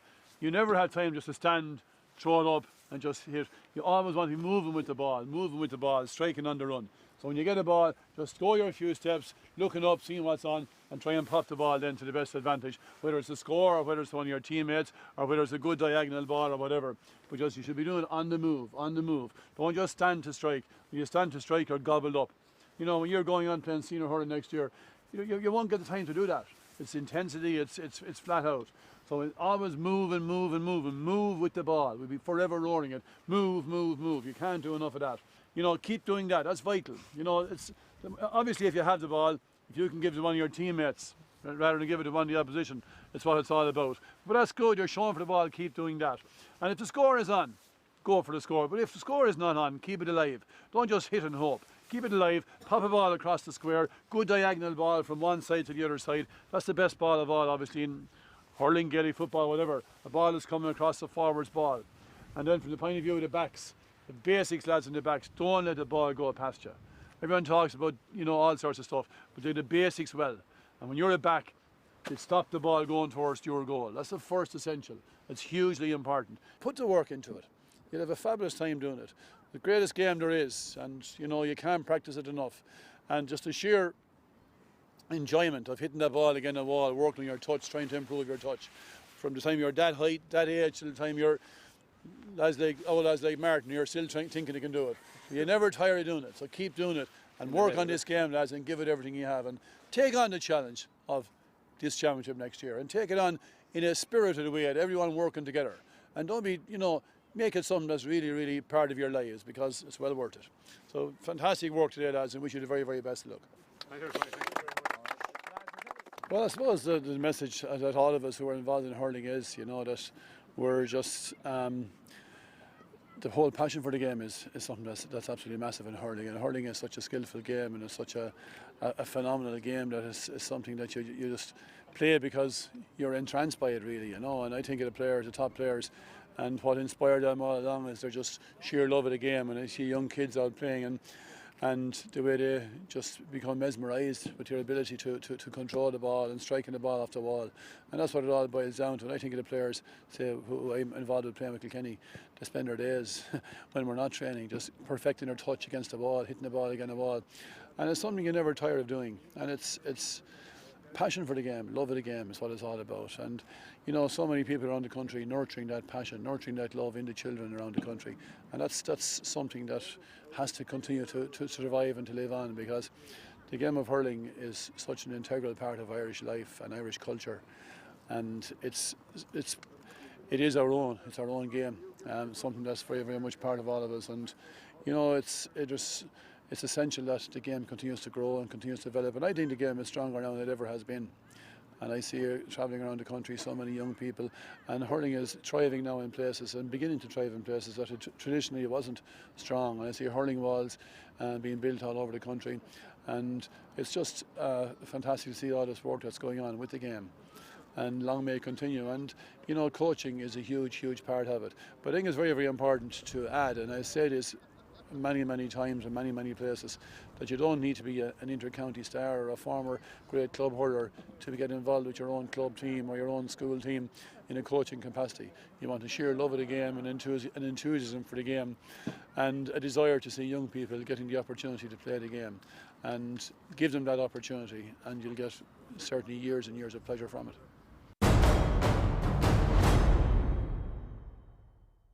Fáilte Céad an Seohannacht, and you're all very welcome to the Carton House Hotel here in Maynooth, and a great opportunity to meet two of the legends in the world of Gaelic games. Brian Cody, Kilkenny manager, a man who guided his county to 7 All-Ireland senior titles this decade, also an All-Ireland winning captain. And then we've Mickey Harte, Tyrone manager, former Tyrone player, and he's guided his county to 3 All-Ireland titles this decade. A remarkable achievement. We're delighted to have both Brian and Mickey with us. And Brian, can I begin by asking you the first question about the loss in 1999? We'll start, if you like, on a damper. Could you envisage, after that defeat by Cork in '99, that so much would happen and that you would achieve such phenomenal success in this decade? I suppose the loss of 1999, Brian, was a major blow to us really at the time. We felt, you know, we were devastated obviously after it. My first year in charge of the team, and the team had lost in 1998 All-Ireland as well. So for the players, it was their second All-Ireland defeat in a row, and for myself, my first year of defeat. And the year had gone very well for us. You know, we'd been playing well, and we were in a position in that game with probably 15, 16 minutes left in the game. We were probably 4 points up. It was a bad day, hard to get scores. And, you know, if Cork had to get a goal and come back into it, you could say, right, you know, the goal was a killer, but they didn't get a goal. They got point. And we just fizzled out of the game, and they won the game by a point. And it was hard to take at the time. It certainly, it was a great, it's great determination, a real steely determination, I think, following that defeat, to go ahead and try and make sure everything would be possibly done to come back as All-Ireland champions the following year. And tell me this, what did you learn about '99 then that you could put into practice in later years? Well, I suppose there was a very obvious lesson that, you know, we were in a position to win the game as we would have thought, but we did not close out the game. There was not enough. I don't know. It's just hardness about us, I suppose, just enough. I mean, we had experienced players and everything there, but we just did not have that, it's the wrong word I know now, but savagery, if you like, just to make sure that we were going to finish off that game and not allow them to come back into it. And I mean savagery in a sporting sense is a word I often use. But it's true. It's the way it is. It's a physical game, and to just bring ourselves to it and just not allow them back into it. That steel was missing, I would say, for certain in 1999. But we did learn from it, and the following year we did come back and win the All-Ireland final, certainly, and it did. And I would say for certain as well that, like I said, we have won 7 All-Ireland finals this decade. I would say if 1999 hadn't happened, if that defeat hadn't happened, we would not be sitting here with the amount of championships that we have now. It was a real serious lesson for us. 2 words you used there, steel and savagery. People have often, critical in some respects, but more people say this is one of the great attributes of Kilkenny, that you're able to play on the edge within the rules, that there is that edge in the game. And some would say that to win at the highest level, you have to have that edge there. If you don't, and be able to play at that intensity, then you have no point and you have no bother playing in an All-Ireland final. I would agree with that completely. You know, some people don't always say that we play within the rules either. Some people have a different slant on it, which is completely untrue. But I mean, the edge is the ultimate place to be, no matter what you're doing in life. You know, if you're there, you're giving it absolutely everything, just complete commitment, complete intensity. You're leaving no option open to anybody else to come upon and claim what you have yourself. And, you know, we do that, and we would not want ever for ourselves to do anything else. And certainly, like I said, 99 was a stark lesson for us in that regard. Because I'd say if we had the experience or the steel then that we have at the moment, it's a game we shouldn't have lost. But at the time, Cork proved themselves to be the better team on the day, and would always claim the better team always wins the game. Because it's on the day you have to be better, not in anybody else's mind on any other day. Well, obviously we're going to hear much more from you, Brian Cody, about coaching and about management and about success, and I suppose the disappointments in the course of your career, both as a player and as a manager. Mickey Harte, the man who guided Tyrone to 3 All-Ireland titles this decade. At the start of the decade, Tyrone, even though a county with a great tradition, no All-Ireland title. Really a phenomenal achievement. How do you assess it now as you reflect on it? Tyrone had been successful even in the 80s and in the 90s, relatively successful at minor and under 21. Then I happened to be entrusted with the minors from 1991 on, and it wasn't a success story by any means in terms of cups right away, and I think that's a great lesson for all coaches.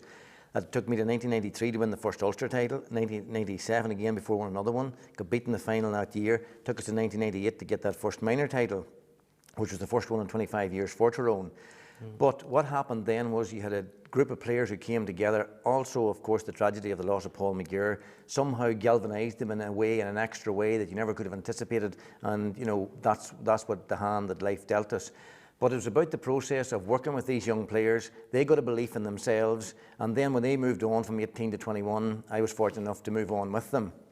And they continued to be successful. Even again with a setback in 1989, we lost to Derry in the first round of the Under-21 Championship. But they came back from that and won the next 2 All-Irelands. So therefore we had a bunch of young players who were now going into full adulthood, if you like, very confident, believed they could win, and had taken the setbacks along the way, a lot of them.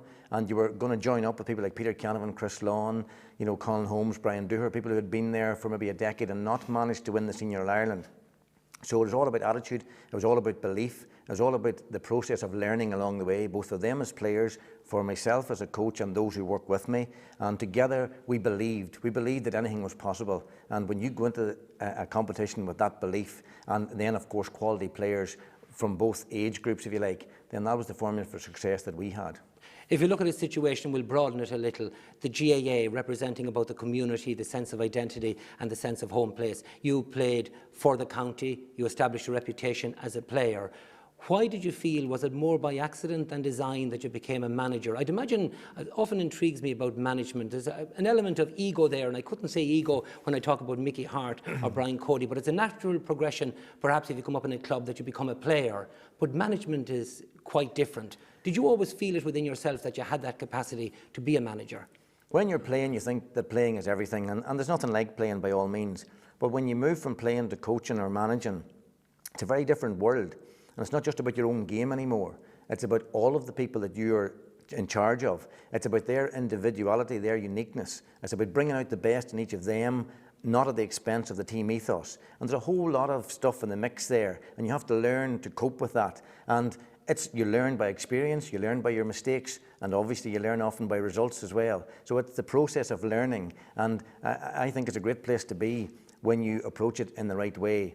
And not, you talk about egos there, if you've got an ego, you won't last long as a manager, because it's not about that. And indeed, players with egos aren't good for a team either. So you have to help them to discover that they're special in their own way, but only special because they're part of a team. And when you get them thinking that way and bringing their own best practice to the team ethos, then you're in the business of in with a good chance of success. But you know the situation, you're kind of an outstanding player. Because you're an outstanding player doesn't necessarily mean that you can also cut it as a manager. What are the attributes that you see as a manager or a coach? Well, I think that's an important point that you make, because sometimes very good players don't necessarily make as good a managers, and players like myself who weren't that good can make decent managers. So I think it's about your whole attitude, your approach to the people you're dealing with. It's a very person-centred exercise, being a manager or a coach. And also, always remembering that there's more to learn all the time. You never get to the state where you say, I'm the expert, I've got it sussed, this is the formula for success, let's do it again and again. You'll come up short very quickly that way. So it's about accepting where you're at, that this is as good as you are at this point in time, but there's always new places to go if you have an open mind for learning, if you engage with the people that's in your charge and learn from them, as well as try and be a help to coach them. Looking at the Kilkenny team with this remarkable success, you could have a situation where you'd have prima donnas, people who feel themselves that they're invincible in some respects and they're a vital cog to the team, which they are, but some could get carried away with that success. If you're looking at a quality player like a Henry Shefflin, if you like, and all the other great players that you've coached down through this decade, we'll say the likes of DJ Carey, it's vitally important, I'm sure. Is that innate within the person, or is it vitally important for you to stamp your authority and to say that the team is everything? I suppose a mixture of both, really, Brian. Certainly I would see it as my duty to ensure that the team is the thing, really, and not even the team as we would always talk about. We would always talk about a panel. You know, everybody talks about team as if but there's always subs on the bench, players maybe who never get a moment's action in championship matches, sure. But they're a vital part of the whole setup, and training is what allows you to be successful, and they play a huge part in training. But certainly it's about the whole panel, and it's about, basically, I would always feel the respect within the whole group, and that everybody in the group is on an equal footing. OK, you're the manager of the Kilkenny team. You've won 6 All-Ireland titles this decade, coming in to face Tipperary, your arch rivals. More than anything else, Brian Cody, you wanted to beat Tipperary in this final. They're near neighbours. You'll say it's an All-Ireland final, but it's certainly, I don't know whether it would diminish your success if you didn't beat Tipperary, and how could you diminish what you've achieved? So you're looking at coming in, people would say perhaps a subpar performances in some of the games coming in. Now, you've prepared meticulously and assiduously. You've got your team ready for it. Do you know in advance of the game, we'll say at training particularly, that this team are, hitting the ground running, first touch in, the eye in, that the quality is there? Would you know that in advance of a match? You'd like to think you do, but it's not something that's always possible to know. It's not an exact science. It's not an exact science, no. Sometimes you would maybe have a feeling that maybe the week before the game things are looking terrific, you just wish the match was on now, we're ready to play. And that's an art, and that's where I would obviously be very much dependent on the expertise of Michael Dempsey and Martin Fogarty, Rich and all the people involved with me.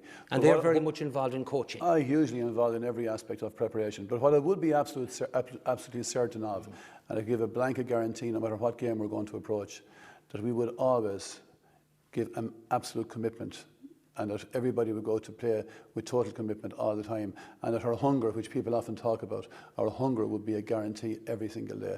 I would never have any doubt whatsoever about that. What about your own instinct, Mickey Harte, when you're in a dressing room before a match? You know these players so well, you've been involved with them, you have a goal, you set your targets, you're looking at them before you go out to a big match. Have you a sense that this could be your day, that the players are in tune and they're aware of what you want? You've empowered them already. I think that's part of the management of Brian Cody and Mickey Harte, that the players think for themselves on the field of play. Not always an attribute for some players, but it certainly seems to be part and parcel of both Kilkenny and the regime in Tyrone as well. Do you feel that sense is there just before they go out that the team can deliver today?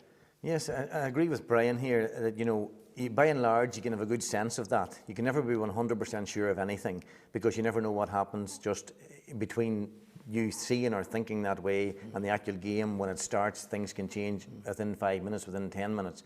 But you do get the sense of people are in the right place whenever your team is going well. You just get that sense of the preparation is there. I think that's the sense that comes with experience as well, that you've seen things happen before and you've reflected on days that it didn't work out. Sure. And you say, I should have known that, I should have noticed that, you know, that there was this wee bit of a cavalier attitude here or there, you know, that people weren't taking it seriously enough. Not that they meant to do it, but just maybe you as a manager or as a coach, you weren't on top of the game, you weren't actually demanding the best from them. You might have thought you were, but in essence, when you lose, there's nothing like to tell you what's going on. It's like a result. The result tells you whether you did everything right or not. Now, it doesn't mean that you didn't do everything wrong, but you didn't do enough right. When you lose a game, you have to reflect on that and say, if I had the chance to do it again, what would I do differently? And you've got to do that all the time. When you lose a game, as you say there, do you look at yourself very closely and say, did I as a manager tick the boxes? Was I assured and confident on the line? Did I realise what was happening?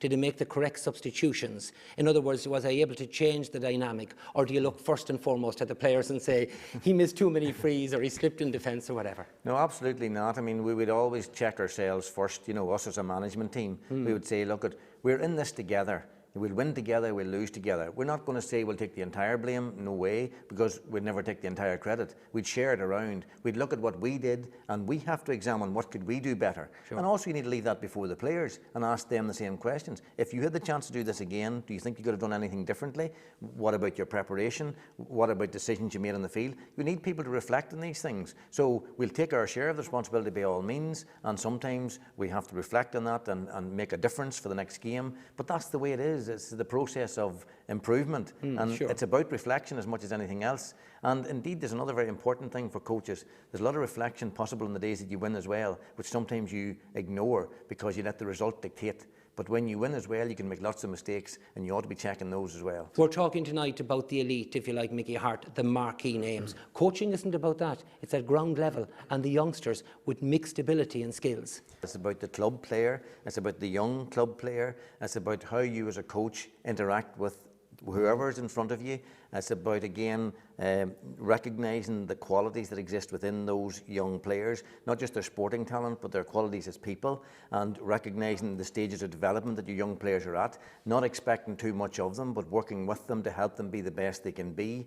That's a very important part of the whole coaching ethos. So it's not just about getting, we all love to get results by all means, we all love to win things, but it shouldn't be the chief driving force. It should be helping people to improve their own standards. And funny enough, when you do that, you actually often get results as well. So it's about the process of helping the people in front of us do the best they can. Brian?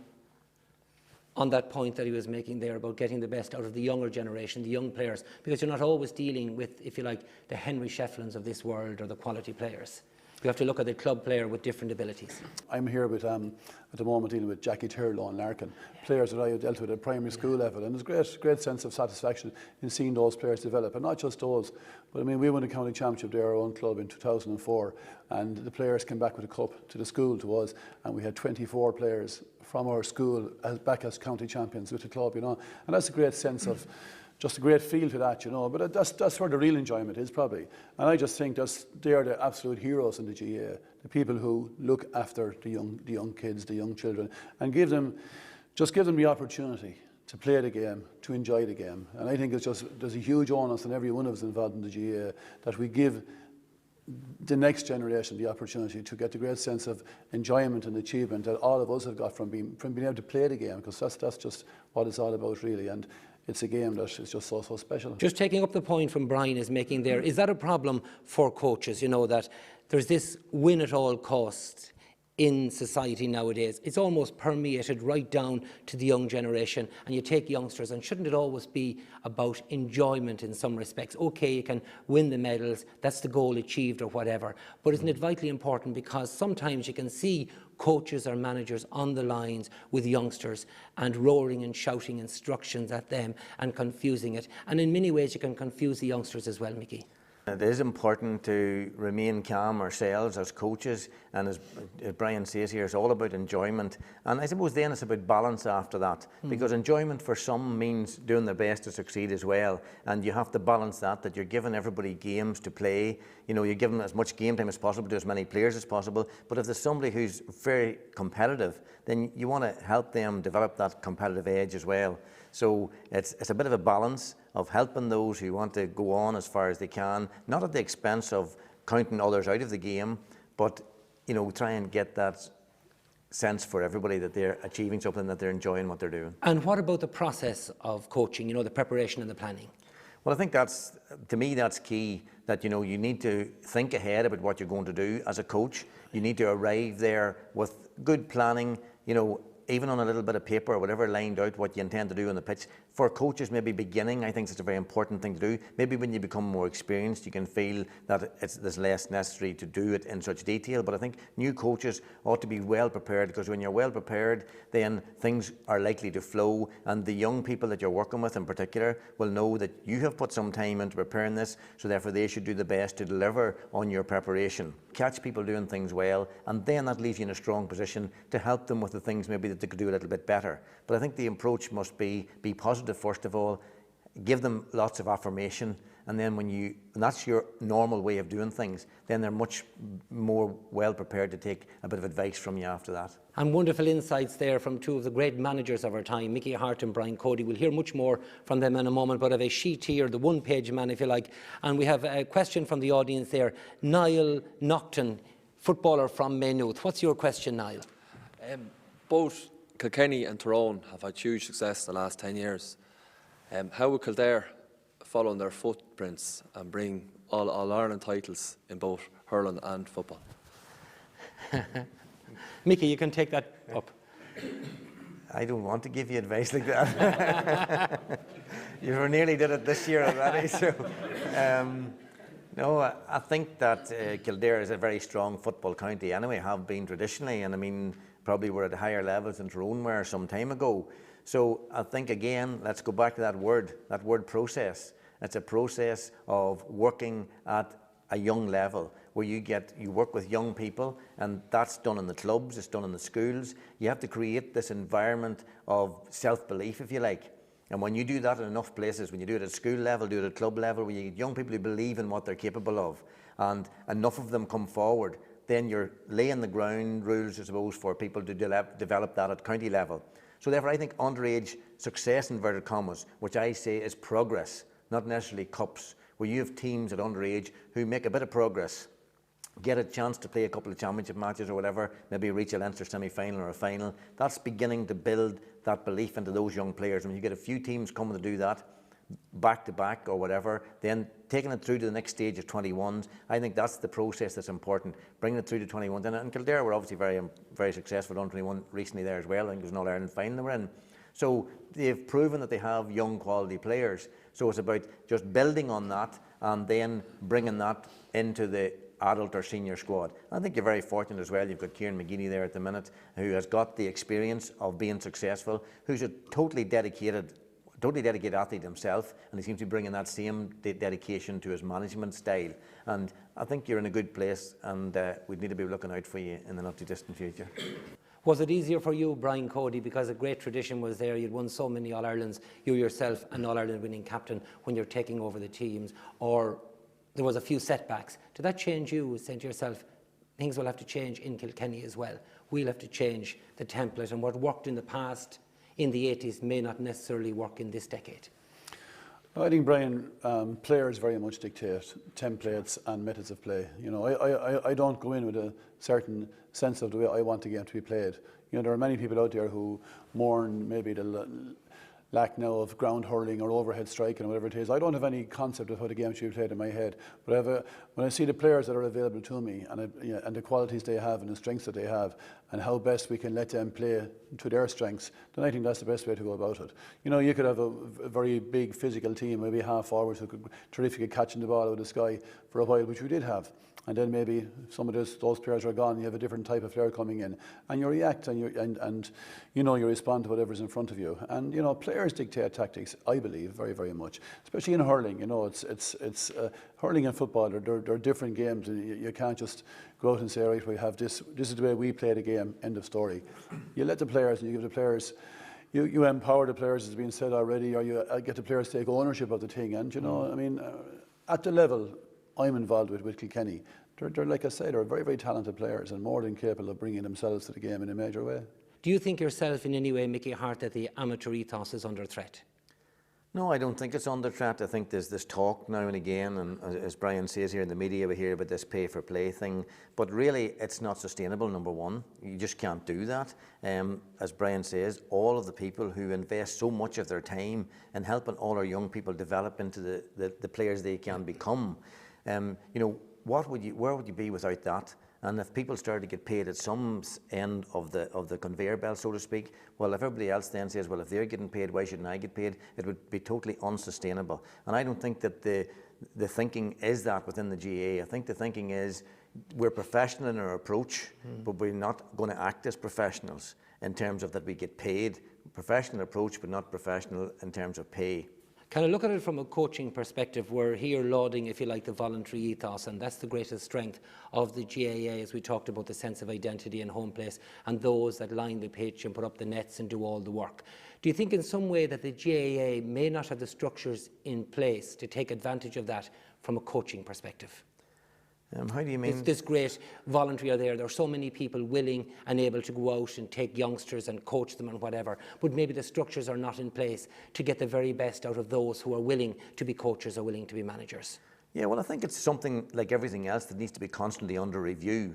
So again, it's not just about getting people to do this task, it's about getting people to do this task in a better way. And therefore we need to examine what we're putting in place for coaches, and I suppose coaching and everything else evolves across the ages as well. And coaching, if it's just about skills only, it's not enough. It's about coaching the person to be the best they can, to be a good team player, to respect what they're part of, and to have a mind to be able to learn as they go. But sometimes because a person is a willing volunteer, doesn't always necessarily mean they're right for coaching or management. Well, absolutely. And what we have to be sensitive there as well, and respect the fact that they're prepared to give their time, but we need to also help them to give that time in the best possible way. So therefore, we need maybe to place people with them, take their energy, take their goodwill into the coaching arena, but also have somebody there as a mentor almost of a coach with them to let them know what good practice is about. I know you're very friendly with Brian Cody. You probably swap tactics for all I know. But from an international perspective, would you look at managers like an Alex Ferguson or Roy Keane, who's had a difficult time since he came into management, and say, well, I can learn something here?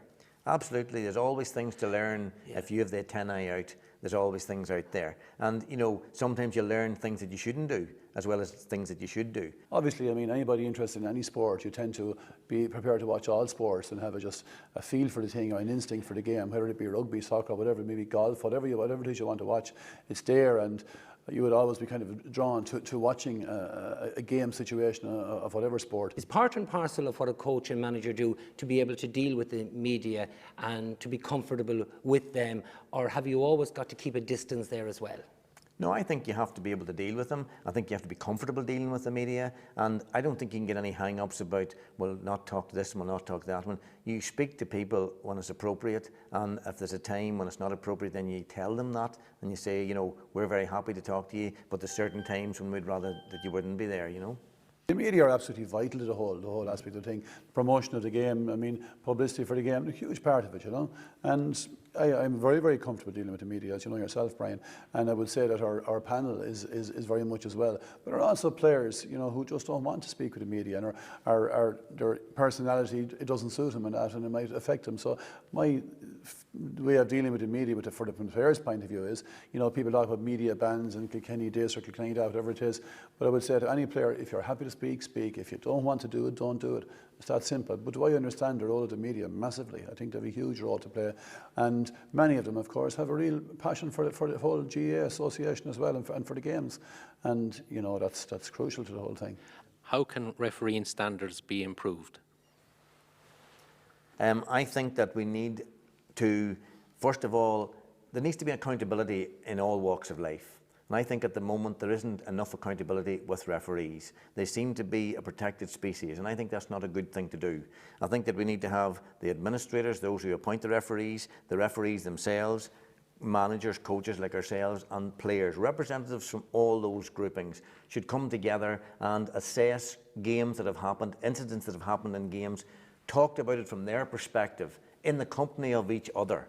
At the minute we're getting sort of the referees policing themselves, and they sort of are judge and jury, if you like, of most things. And I think that that's not the best way forward. I think we need to have this open forum where people can speak about how they see incidents, real incidents in real games, and say, that's what I thought of it from my point of view. That's what you as the referee, and that'll be good that we'll all see how each other interpreted what went on, and therefore we'll be in a better place to judge the rights and wrongs of it. And the more we do that, then I think there'll be a greater accountability on everyone's part.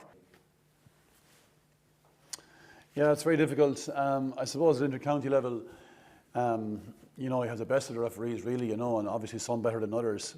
And at that level, I feel there's, you know, I can go along with what Mickey is saying, but I feel in some ways there's too much barraging of referees at official level from within their own association.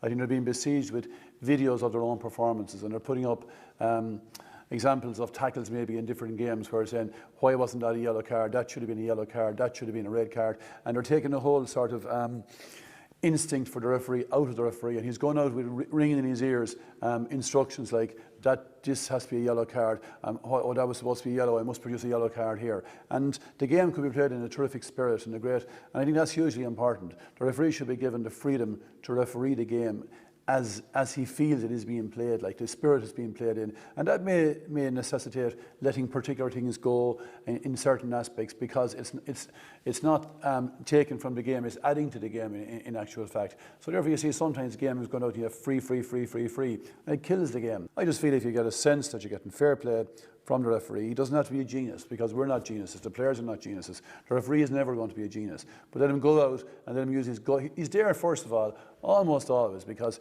he's trying to contribute something. He's not going to become a millionaire from refereeing, certainly not club matches or any other matches either. He has a sense that he's contributing something to it.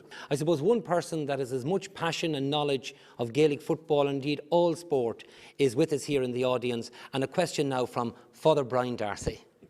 Thank you, Brian. I'll take up that issue about passion. All of us are in this because we're passionate about the GAA. We're reared on it, we were brought up on it, we love it. It's even probably more important than a religion to many of us at times. Are we in danger of it becoming very elitist? Let me explain what I mean. So elitist that some get paid and some don't. So elitist that the enjoyment has gone out of it for some. So elitist that 3 or 4 teams can win a Hurling All-Ireland, maybe a half a dozen can win a Football All-Ireland. So elitist that there are only certain teams that geniuses like Mickey Harte and Brian Cody can manage. No, well, I suppose it depends how you look at things in life. It depends how you measure success. You know, if success is only measured in All-Irelands, then you've got a very valid point. But I don't see it that way. I think, again, success is measured by the process of bringing people from a certain place to a better place. And if it takes time to get there, so be it. It took Tyrone 119 years to get there, but the journey was worth it ultimately. So maybe there's teams out there that haven't won in All-Ireland, and it seems like just now they're not in a place to do that. That's life. But they've got to do something about starting the process of bringing themselves to a better place. And I think if they do that, then they will be a success. And they'll be a success just because they're moving from one place to a better place. There's huge numbers of people at club level, at all ages, and they're very successful. Their name will never be up in lights, They mightn't be down in the history books of winning X amount of titles, but they have been great for their community, and they've been great for the area that they grew up in and live in.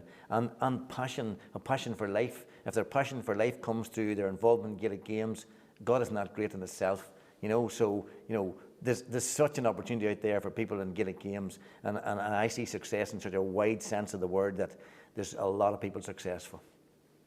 Brian, just to follow Brian's question. Yeah, when I think of the GA, you see, Father Brian, I don't think of myself or inter-county setup at all. I think of the club scene when I think of GA. You know, I feel privileged, absolutely, to have the opportunity to be involved with top players in the game for the last 10 years, absolutely. But at no time have I lost contact with what I believe is the GA, the very, very essence of the GA, which is the club, and which is the youth as well, and which very, very much are the people who work within the club. And, you know, the committee members in the club, the officers in the club, the people who look after the underage players in the club, you know, all of those people, that's the GA for me. And that's the GA will always be for me. And, you know, and you need the inter-county setup. The GA has to have that brilliance of the inter-county scene and the inter-county setup and big match days in Crow Park and televised matches. And that's essential to the whole popularity of the thing, and essential for the young kids to have role models whom they can aspire to be, and to have to grow up with a dream. I want to be Henry Shafton or Tommy Welch or whoever it may be. That's vital for every young player. We were all reared on that. But it's all the things that go on apart from that. That's the GAA to me. I think that's the GAA to almost all people. You know, the people who are here tonight. We're in Carton House and we're in Maynooth. Maynooth won the Intermediate Hurling and Football Championship this year. That's just massive success, you know, and that's not elitism. You know, there has to be in all. You talk about only 3 teams possibly can win. I would always dispute that. But I mean, you take the Premiership, which is lauded and being everywhere all over the world. But how many teams can win the Premiership? 2 or 3, any year. That's the reality of sport at the highest level, always in all sports. Look at rugby, the same thing. You know, a couple of teams have the potential to win a World Cup or whatever it may be. But the GAA is in every, like I said, every nook and cranny of our country. And there's teams preparing for Junior B finals, there's teams preparing for under 16 matches, and that's an All-Ireland final in all of those people's eyes. And what has it done to the community? It lifts the whole community. I mean, I've had brilliant times, definitely, in the past decade with Kilkenny, but by far the happiest I was when my club won the championship. You know, that's the reality of it. That's the GAA. So the GAA has an elite element to it because of the brilliance it brings and the sheer fantastic sense of fulfillment that it brings to the players involved in it and to the people who watch it. And it's just something fantastic which can be beamed all over the world. But the sense that it brings to everybody in the daily nitty-gritty of the GAA, that's something that's supreme and we can never lose. Thank you very much, Brian. Just to add to that as well, probably one of the greatest developments in recent times was the fact that we have our junior and intermediate champions going forward to play in an All-Ireland series, because then that's like opening the All-Ireland opportunity to so many more players. And there's nothing like that to see the club that is somewhere else to go after their county title. Back again to schools. I've been involved in schools in St. Kieran's, like winning an Ireland title with the St. Kieran's, like that was a brilliant day for the school, a brilliant day for youngsters who now can say they've All-Ireland medals. So you can get All-Ireland medals in many ways. You can get them through score competitions. There's lots of ways of becoming elite in a different sense of the word. So that's the beauty of what we have. And it's a good question that you asked, because it made us think about what the GAA has to offer to the wider family of the GAA community. And thank you very much to Father Brian Darcy. Mickey Harte, what's your own philosophy on management, and what are the qualities that you look for in a player that you want to wear the Tyrone jersey? Well, that's a good question, Brian, but I suppose first and foremost you want a player who's committed to do the best they can. So a player who's prepared to work hard. You need that. If it doesn't matter what talent or perceived talent or natural God-given talent somebody has, they will be limited in what they can give you and give themselves if they depend totally on that. So they've got to be a hard worker, they've got to be dedicated, they've got to be committed to what they're about and have this ability to learn. Just know that there's more to learn always. And if you have a player like that, then they're a great start on a team. Next thing is then they've got to, what we're talking about here all night, being part of a team player, bringing the best of themselves to the team effort. And they have to always do that. And sometimes that means doing things that's not their preferred option. Sometimes players like moving to certain places. They might have this name coming up through the underage. I'm always a half back, or I'm always a half forward, I'm always a midfielder. And if they get stuck in that mindset, then they're limiting their potential. So you've got to get players who are prepared to open their mind to new possibilities. And then it's the whole process again of engaging with that player, helping them to deliver the best of themselves. And ultimately, if you have a player who's hard-working and committed, anything's possible in the context where they find themselves. And when you have enough people and that way of thinking, then they'll bring themselves to the best possible places. Brian Cody, players opening their minds to new possibilities. What are the attributes that you look for in a Kilkenny player? Yeah, well, I think obviously, I mean, you're talking about they have a certain skill level, It has to be. There are certain players who will jump out at you, and the whole county can pick the Kilkenny team for you, and say he has to be on it, he has to be on it. And then you have other players. And I remember I came into the job first. There were players who had been tried before with Kilkenny, and there were players who hadn't been tried before with Kilkenny. Some of them were in their mid-20s, and I think in particular a player like Eamon Kennedy from Dunnamaggin, who was in his mid-20s at the time, had been discarded a few times, and end of story for him.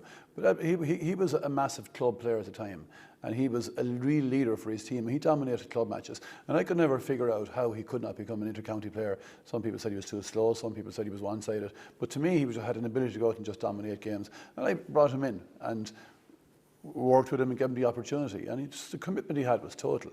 And he went on, and it was a fantastic thing for me that he went on and won an All-Ireland for us at centre half back. Outstanding achievement. And then he got an opportunity to play inter-county for a few years. I have a very, very open mind really on the kind of player I have. I suppose again, being a teacher in the county, it's not a big county. I kind of see these players from the time they're maybe 10, 11 years of age. I see them playing in primary schools level. I see them playing up along, and I can see them as they develop. And you can always see commitment in the player. Some lads will be bursting out. You can straight away actually look at you. Wouldn't want to be a genius to bring in such a fella to an inter-county setup. He was always going to be a star as long as he worked at his game. But there are other players who never appeared at underage level to say, look, these guys are guaranteed to be players. And they would say, many people would have said, he's never going to make it. He doesn't have what it takes to be a county player. But I don't accept that he's going to be a county player or he's not going to be a county player tag. He's fair on players. And I would always give the opportunity. If I had a gut feeling that a fella could bring something, now he may be considered even maybe hard to handle in some ways, but even that's my problem, that's my challenge, to come along and give him the opportunity. And if he can help us become a better team, then it's up to myself and my management team and all the people involved to work with this player and give him the opportunity. Then if he accepts that or rejects it, it's in his own hands. But I would never rule out anybody. I would always keep an open mind on what a player can bring to the setup. But it has to be an absolute commitment to the whole thing. Thanks to Brian Cody. Talking about open-mindedness, last word to Mickey Harte. In terms of being a manager or a coach, presumably you have to be open-minded, you have to be willing to learn, let it be at club or in school, college or at county level.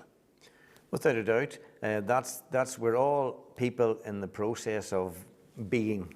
And we have to recognise that there's no finished product. In any walk of life, there's not a finished product. You're always on the way to trying to stretch yourself to new places if you are aware of that is the way that you should think. And I think if we have people in coaching, or whether players or administrators or anybody involved in the GAA or indeed in any walk of life, if you always know that you can stretch yourself to new places, and no matter how good you happen to be perceived to be at any given time, that there's so much more to learn. That's the best thing you can recognise, is to recognise that you know very little.